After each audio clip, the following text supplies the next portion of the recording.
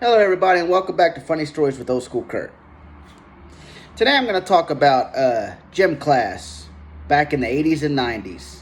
And gym class was a bitch for me, man. Not only was I really short, not athletic, but I was pigeon-toed like a mofo, man. And I couldn't stand our gym teachers because they were all of these middle-aged, out-of-shape, pot-belly dudes getting on my ass because I couldn't do pull-ups. I couldn't run for long distances. Now, don't get me wrong. I could run in short spurts, and I was a beast at kickball, dodgeball, and like foursquare. I was a beast at that, but I could not run for long periods of time. And I used to get in arguments with the gym teachers all the time because they couldn't understand it. And I had a smart-ass mouth as a kid. I used to drive them crazy. Like, I had this one coach. I forgot what his name was, but I called him Coach. Big, middle-aged, out-of-shape dude, big-ass pot belly.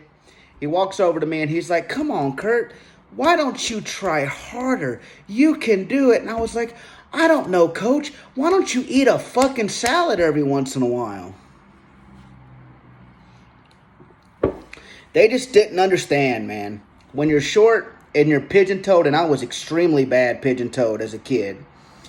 I'm still pigeon-toed now, but I can focus on my mind and straighten my foot, and I just have to focus, and I can walk straight, which is really a bitch with OCD. So just imagine when I was a kid, I had OCD and I was pigeon-toed. Well, let me tell you a nightmare scenario that happened when I was probably about 9 years old. I want to say, no, 9 or 10. I was in the fourth grade. We had this shield. It was a shield, and it had 3 layers. 5-mile run, 15-mile run, 20-mile run. As soon as I saw that shield and I saw that, I just started tearing up. And the gym teacher came up to me and goes, "What's wrong? What? You can do this. You can run miles." And I said, "You don't understand. I'm pigeon-toed and OCD, right? When these other kids run these miles, these other kids that have SFP, straight feet privilege, they're not worried about shit. They're just running around, not a care in the world, running the miles. Their mind is sunshine, lollipops, and rainbows, la la la la." When you have OCD and you're pigeon-toed, here's my mindset when I'm running that mile. Fuck, don't trip, fuck, don't trip, fuck, don't trip, fuck, don't trip, fuck, don't trip, squirrel! Fuck, don't trip, fuck, don't trip, fuck, don't trip.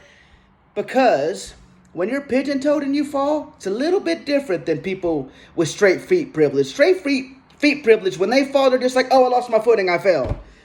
When you're pigeon-toed and you fall, it's a bitch.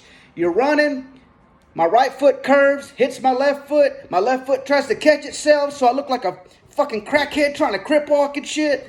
It's not a fun time. Hated that shit. And I would come home stressed the fuck out when we had to run at school. I would come home and my mom would be like, "Is everything okay?" And I'd be tearing up and she's like, "Shit. They made you run today at school, didn't they?" And I was like, "Yes." And she's like, "Fuck it. Let's go to Mr. Gaddy's." That was about the only good thing that ever came out of gym class. When I had to run in gym class and I came home all stressed out, I always got Mr. Gaddy's. Good times for the Mr. Gaddy's. Bad times for gym class. Have a good day, y'all.